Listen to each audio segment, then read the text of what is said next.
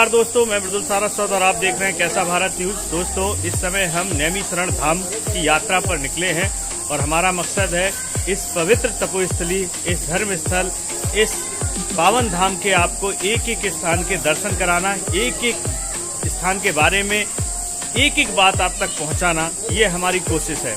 इसी कोशिश की अगली कड़ी में हमारा पड़ाव है वेद व्यास का ये स्थान तपोस्थली। यहाँ वेद व्यास जी ने तमाम ग्रंथों की रचना की थी। वेद व्यास भगवान ब्रह्मा के जो पुत्र वशिष्ठ थे, वशिष्ठ के पुत्र पराशर और पराशर के पुत्र भगवान वेद व्यास थे। यहाँ पर वेद व्यास जी ने आकर तमाम जो ग्रंथ हैं उनकी रचना की थी, उनको लिपिबद्ध किया था। उनका ये तपोस्थली है, मेरे सामने आप देख सकते हैं। और सामने बट वृक्ष भी दिया गया है। बट वृक्ष की अपनी एक महिमा होती है, अपना एक उसका स्थान होता है सनातन धर्म में, हमारे धर्म में। तो चलिए अब हम आपको लेकर चलते हैं इस वेद व्यास तपोस्थली पर और वेद व्यास जी के दर्शन कराते हैं, इस तपोस्थली के दर्शन कराते हैं। बट वृक्ष की भूमिका क्या है यहाँ पर, उस पर से भी पर्दा उठाएंगे। वेद व्यास जी के इस पूरी तपोस्थली के इतिहास और एक एक बात से आपको रूबरू कराते हैं। तो दोस्तों, देख सकते हैं हम वेद व्यास जी का जो तपोस्थली है वहाँ पर प्रवेश कर चुके हैं और सामने मेरे आप देख सकते हैं ये बट वृक्ष है जो तपोस्थली, वेद व्यास की तपोस्थली पर बना हुआ है। प्राचीन और बहुत पुराना बट वृक्ष है, काफी विशालकाय बट वृक्ष है। ये सबसे पहले मुख्य द्वार पर है और इसके साथ ही आसपास तमाम स्थान दिए गए हैं। महासुदर्शन एवं नरसिंह भगवान का प्राचीन मंदिर भी सामने दिखाया गया है। हम जूम करके कैमरा दिखाने की कोशिश कर रहे हैं आपको। तो सामने आप देख सकते हैं महासुदर्शन एवं नरसिंह भगवान का मंदिर भी दिया गया है। उसके ठीक बगल में पौराणिक सत्यनारायण स्वामी का मंदिर है। यहाँ आप बट वृक्ष देख सकते हैं और बट वृक्ष के नीचे एक संत विराजे हुए, अक्षय बट वृक्ष 5099 वर्ष प्राचीन। सामने आप देख सकते हैं दीवार पर बट वृक्ष के चबूतरा जो बना है चारों तरफ, उस पर जो लाइन लिखी है उसमें लिखा है प्राचीन एवं प्राकृतिक सप्त स्थान अक्षय वृक्ष 5099 वर्ष प्राचीन। यानी कि ये बट वृक्ष जो आप सामने देख रहे हैं इसकी उम्र 5099 वर्ष पुराना बट वृक्ष है, 5099 वर्ष है। और बट वृक्ष को अक्षय वृक्ष भी कहा जाता है क्योंकि अक्षय का मतलब ये तमाम जीवन की जो कष्ट होते हैं, जीवन मृत्यु का जो कष्ट है खेल है, उस सबको से परे होता है ये। और बट वृक्ष से हम अगर जो मांगते हैं, कहते हैं हमारी वो इच्छाएं पूरी होती है। अभी हाल ही में सोमवार को बट सावित्री व्रत कथा भी आपने सुनी है। बट सावित्री का त्यौहार है और बट सावित्री के त्यौहार के बारे में कहा जाता है सती सावित्री जो थी, उन्होंने अपने पति सत्यवान के लिए को यमराज से वापस ले आई थी इसी बट वृक्ष की पूजा से, इसी बट वृक्ष की वजह से। इसीलिए तब से आज तक बट वृक्ष की पूजा बरगदाही की पूजा के रूप में जानी जाती है। तो ये बट वृक्ष की अपने सनातन धर्म में, हिंदू धर्म में बहुत महत्व है, बहुत महत्ता है। इसके बारे में भी हम आपको और आगे बताएंगे। तो चलिए अब हम आपको लेके चलते हैं वेद व्यास जी की तपोस्थली में, व्यास गद्दी की ओर लेके चलेंगे। सामने हमारे देख सकते हैं व्यास गद्दी है और यहाँ अगर आप पीछे नजर डालें तो ये 88,000 ऋषियों और सप्त सिद्धि विनायक यज्ञ स्थल है। कहते हैं कि यहाँ पर 88,000 महर्षियों ने मिलकर यहाँ पर यज्ञ किया था, हवन किया था, ये उनका स्थान है। चलिए हम इसके अंदर आपको लेकर चलते हैं और इसके दर्शन कराते हैं। उसके बाद हम आपको वेद व्यास जी के तपोस्थली में ले चलेंगे, वहाँ भी हम दर्शन कराएंगे और वहाँ बैठे पुजारी जी से इस स्थान के इतिहास, प्राचीनता और महत्व के बारे में जानेंगे। तो दोस्तों, देख सकते हैं ये वेद व्यास की जो तपोस्थली है उसका ये हवन का स्थान है, यज्ञ हवन का स्थान है प्राचीन, जहाँ पर कई हजार ऋषियों ने मिलकर तप किया था। भगवान राम, माँ जानकी और भगवान बजरंगबली, लक्ष्मण भगवान की यहाँ पर जो है प्रतिमा लगी हुई है। सामने देख सकते हैं भगवान दात्रेय महाप्रभु की मूर्ति लगी हुई है, प्राचीन मूर्ति है, भव्य मूर्ति है। इसके आप बगल में जाएंगे हम थोड़ा सा तो यहाँ देख सकते हैं भगवान उत्सव हेतु भगवान की जो मूर्ति लगी हुई है, ऋषि संत महात्मा की मूर्ति लगी हुई है। और बीच में हम आपको दिखाने की कोशिश करते हैं। ये वो हवन कुंड है, प्राचीन हवन कुंड है, जहाँ हजारों ऋषियों ने मिलकर तपस्या की, यज्ञ हवन किया। और इस हवन कुंड के दर्शन करने से, इसकी परिक्रमा करने से, इसकी जो भस्म है उसको लेने से, ग्रहण करने से हमारे मन के, हमारे शरीर के, हमारे जीवन के तमाम दुख, दरिद्रता और बीमारियों का नाश होता है। तो हम आपको इसके भी दर्शन करा रहे हैं। इसके बाद हम आपको लेके चलते हैं वेद व्यास जी के उस तपोस्थली पर, उस स्थान पर, और फिर वहां आपको वेद व्यास जी के भी दर्शन कराएंगे और उनके इस तपोस्थली के बारे में आपको एक एक बात से परिचित कराएंगे। तो दोस्तों देख सकते हैं ये हवन कुंड है, जो प्राचीन हवन कुंड है, जिसे आप कैसा भारत न्यूज के कैमरे पर देख रहे हैं। दोस्तों हमारी कोशिश यही रहती है कि हम आपको हर ऐसे स्थान के, हर ऐसे धार्मिक स्थल के, ऐसे तपो स्थल के आपको दर्शन कराते रहें अपने चैनल पर, और एक से एक अच्छी खबरें, एक से एक जानकारियां आप तक पहुंचाते रहें। तो आप कैसा भारत न्यूज को सब्सक्राइब करें, अपने मित्रों, अपने सगे संबंधियों, रिश्तेदारों को भी सब्सक्राइब कराएं और हमारे साथ जुड़ें, ताकि हम आपको घर बैठे ऐसे ऐसे सुंदर तीर्थ स्थलों की, प्राचीन स्थलों के दर्शन लगातार करवाते रहें। दोस्तों अब हम व्यास गद्दी, जो भगवान व्यास का स्थान है, ऋषि व्यास का स्थान है, उस व्यास गद्दी में प्रवेश कर चुके हैं। हमारे सामने देख सकते हैं ये व्यास गद्दी का स्थल है। अब हम यहाँ आपको सबसे पहले व्यास गद्दी के दर्शन कराएंगे। कहते हैं यहीं पर वेद व्यास ने, जो भगवान ब्रह्मा के पुत्र थे वशिष्ठ, वशिष्ठ के पुत्र थे पराशर, और पराशर ऋषि के पुत्र थे वेद व्यास।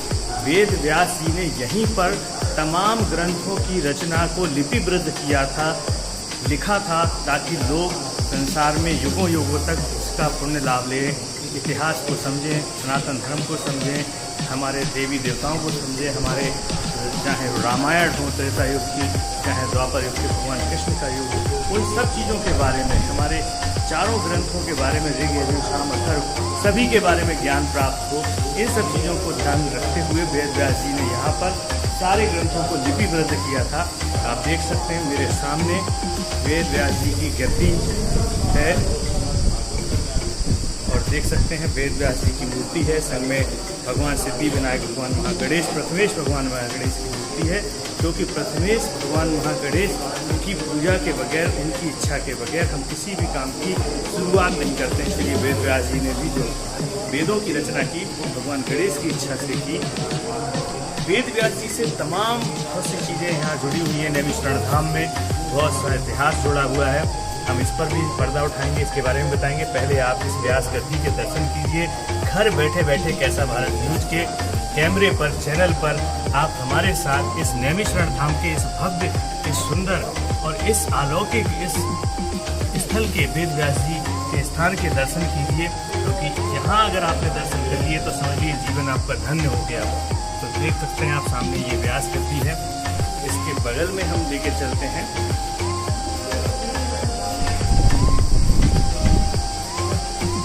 ये देख सकते हैं दोस्तों, यहाँ भी वेद व्यास जी का ही स्थान है। यहाँ पे देख सकते हैं आप वेद व्यास जी सूक्ष्म रूप में, छोटे रूप में बैठे हुए हैं, ऋषि के रूप में बैठे हुए हैं। उनकी छोटी सी प्रतिमा यहाँ दी गई है वेद व्यास जी की। यही वो स्थान है, यही वो पवित्र स्थल है जहाँ पर वेद व्यास जी ने तमाम हमारे सनातन धर्म के जो भी वेद पुराण हैं उनकी रचना यहाँ पर भगवान वेद व्यास ने की है। चलिए अब इसके बगल में हम आपको लेकर चलते हैं, और आप कैमरे पर लगातार हमारे साथ बने रहिए। हम आपको दिखा रहे हैं इस पवित्र वेद व्यास स्थल, तपोस्थली के दर्शन आपको करा रहे हैं। ये सामने आप देख सकते हैं महर्षि श्री सुखदेव जी का स्थान है, और सामने उनकी प्रतिमा दी गई है।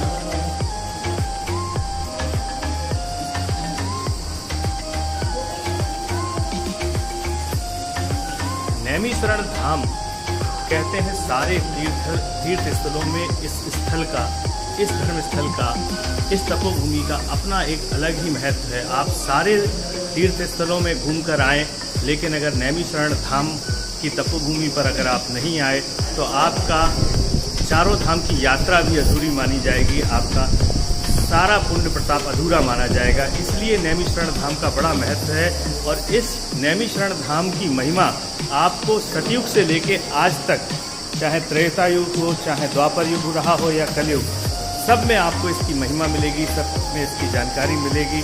हर ग्रंथ में इसका आपको मिलेगा, चाहे वो तुलसीदास द्वारा रचित रामायण रही हो या वेद व्यास द्वारा लिखे हुए ग्रंथ, सभी में आपको नैमिषारण्य धाम के बारे में जानने को मिलेगा। तो दोस्तों, अब हम इस वेद व्यास स्थल पर मौजूद हमारे पुजारी जी मौजूद हैं, इनके पास चलते हैं और आपसे जानने की कोशिश करते हैं कि वेद व्यास स्थल के इस इतिहास को कब से है, क्या है, जो भी ज़्यादा से ज़्यादा जानकारी है हम आप तक पहुंचा सकते हैं, वो पहुंचाने की कोशिश करते हैं। सबसे पहले हम महाराज जी के बात करेंगे, उनका नाम जानेंगे और फिर यहाँ के इतिहास के बारे में आपसे जानने की कोशिश करेंगे। महाराज जी प्रणाम। महाराज जी, आपका कैसा भारत न्यूज़ के चैनल पर आपका बहुत बहुत स्वागत है।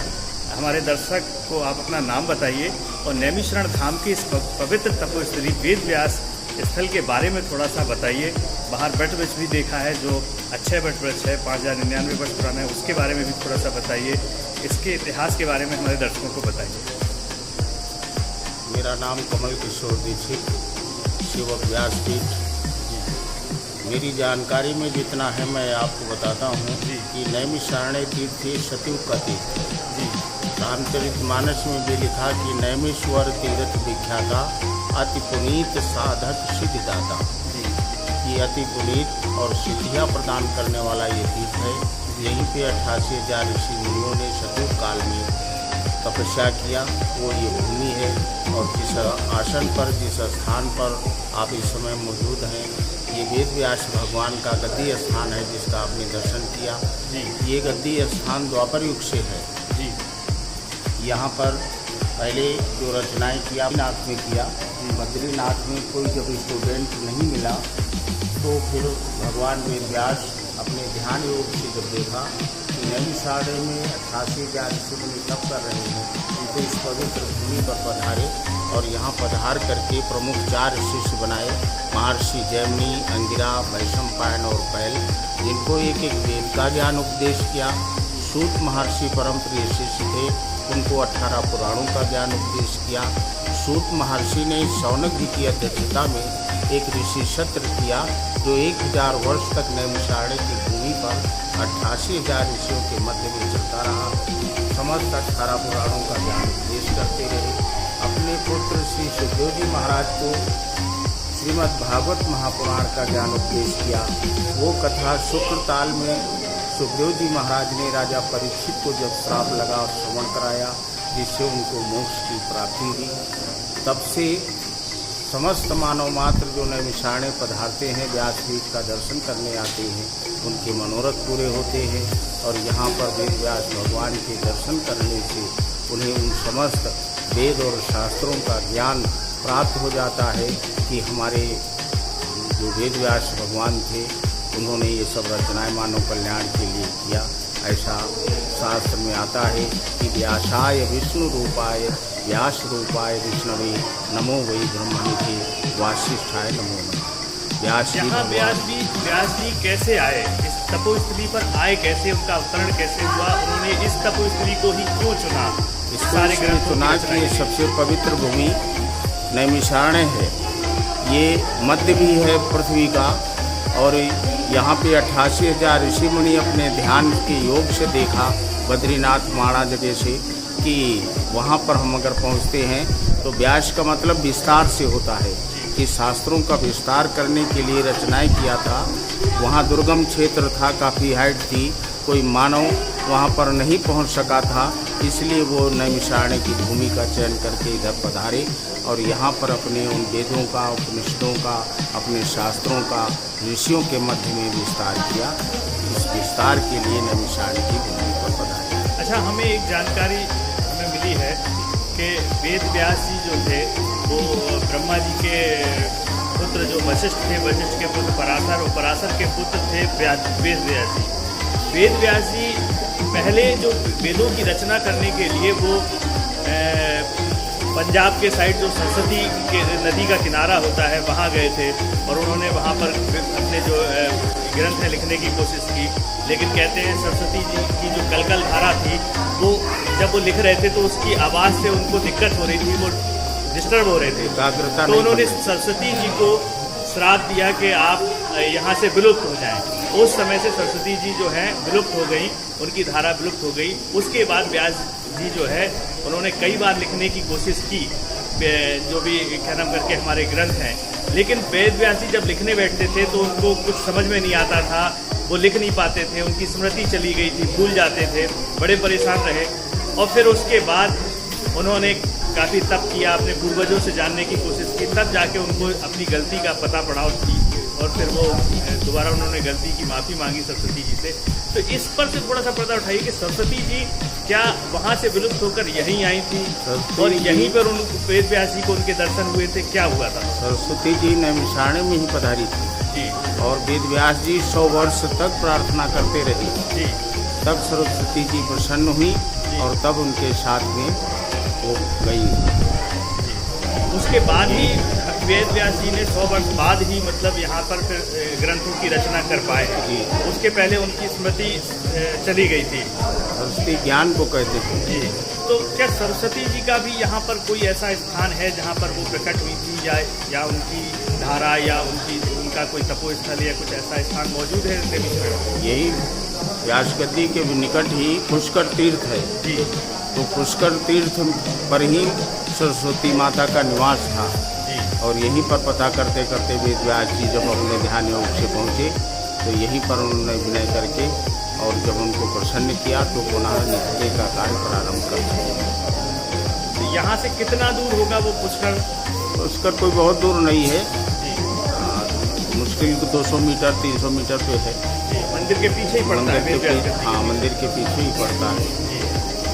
चलिए, बहुत बहुत शुक्रिया। अच्छा, एक बात थोड़ा सा हमें वट वृक्ष के बारे में और बताइए।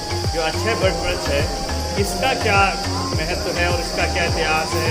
अभी हाल ही में सोमवार को वट सावित्री कथा भी है, क्या उसका भी इस वट सावित्री कथा का भी इस वट वृक्ष से कोई ताल्लुक है? हमारे धर्म में ये अक्षय वट बोला जाता है जी। इसके नीचे किए हुए दान पुण्य जितने कर्म हैं वो सब अक्षय हो जाते हैं, कभी क्षय नहीं होते। और ये द्वापर युग का अक्षय वट है। इसी के नीचे महर्षि जैमिनी ने तप किया था, वो अक्षय वट व्यास गद्दी के प्रांगण में है। वट सावित्री की जो कथा है, क्या उसका भी ताल्लुक वट वृक्ष या अक्षय वृक्ष से ही कुछ जुड़ा हुआ है? मैंने आपसे बताया ना कि ये अक्षय वट जो है, ये इसके नीचे पूजा अर्चना जो भी होती है वो अक्षय रहती है, इसीलिए अक्षय वट को सब माताएं बहनें सब इसको वट सावित्री व्रत भी इसके नीचे किया था सावित्री जी। और इसीलिए उन्होंने अपने पति को यमराज से अपनी पूजा को सफल बनाकर वापस ले लिए थे। साधना का फल ही था उनके लिए अक्षय वट के नीचे। तभी से परंपरा पड़ी है कि सभी माताएं बहनें अक्षय वट का पूजन करती हैं। बहुत बहुत शुक्रिया पुजारी जी, आपसे जानकर यहाँ के बारे में बहुत अच्छा लगा। तो दर्शकों, आपने देखा, ये थे हमारे साथ वेद व्यास गद्दी के पुजारी जी, इस तपोस्थली के पुजारी जी, जिन्होंने हमें विस्तार से इस तपोस्थली के बारे में बताया, वेद व्यास जी के बारे में बताया, इस तपोस्थली के बारे में बताया। हमारी कोशिश यही है कि हम आप तक सच्ची और अच्छी तस्वीर के साथ साथ यहाँ के धर्मस्थल, नैमिषारण्य के सारे धर्मस्थल, सारे तपोस्थलों के बारे में आपको विस्तार से बता सकें। यही हमारी कोशिश रहती है और हम पूरी तरीके से इसमें कोशिश कर रहे हैं कि आप तक हम वो सारी जानकारी, सच्ची जानकारी आप तक पहुंचाने की पूरी कोशिश कर सकें। तो दोस्तों, ये देखा आपने के सामने वेद व्यास जी की गद्दी मौजूद है। यही वो स्थान है जहाँ पर वेद व्यास जी, जिनका जो ब्रह्मा जी के पुत्र वशिष्ठ और वशिष्ठ के पुत्र पराशर और पराशर के पुत्र थे वेद व्यास जी, जिन्होंने यहाँ पर अपनी दादी यानी सरस्वती माता से आशीर्वाद प्राप्त करने के बाद तमाम ग्रंथों की रचना की थी। देख सकते हैं आप, ये वेद व्यास स्थल वही वेद व्यास स्थल है और बहुत पवित्र स्थली है। यहाँ माथा टेकने से निश्चित रूप से आपको ज्ञान की प्राप्ति होती है। दोस्तों, नैमिषारण्य तपोस्थली, नैमिषारण्य धाम के इस वेद व्यास तपोस्थली तक हम आपको लेकर आए। हमारी कोशिश यही है कि आप तक नैमिषारण्य धाम के एक एक उस स्थान के आपको दर्शन कराएं और उसके इतिहास से रूबरू कराएं, जो आप तक पहुंचना, जिसके बारे में जानना आपके लिए बहुत ज़रूरी है। हमने पूरी कोशिश की कि आपको वेद व्यास के सभी तपोस्थली के बारे में भी विस्तार से बताएं और इसके संबंध में हमने पुजारी जी से भी बात की। आपको हमारी आज की ये रिपोर्ट वेद व्यास धाम से जुड़ी ये रिपोर्ट, नैमिषारण्य धाम के वेद व्यास स्थली से जुड़ी रिपोर्ट कैसी लगी, हमें अपने विचार कमेंट बॉक्स में जाकर लिखना ना भूलें, क्योंकि आपके विचारों से ही हमें कुछ अच्छा और नया करने की प्रेरणा मिलती है। अगर हमारी तरफ से कोई कोशिश में कमी है तो भी आप हमें ज़रूर बताएं। हम फिर मिलते हैं नैमिषारण्य धाम के किसी और विशेष धार्मिक स्थल पर, तपोस्थल पर। तब तक अपने दोस्त मिथुन सारस्वत को इजाज़त दीजिए। जय भारत, जय बुद्ध।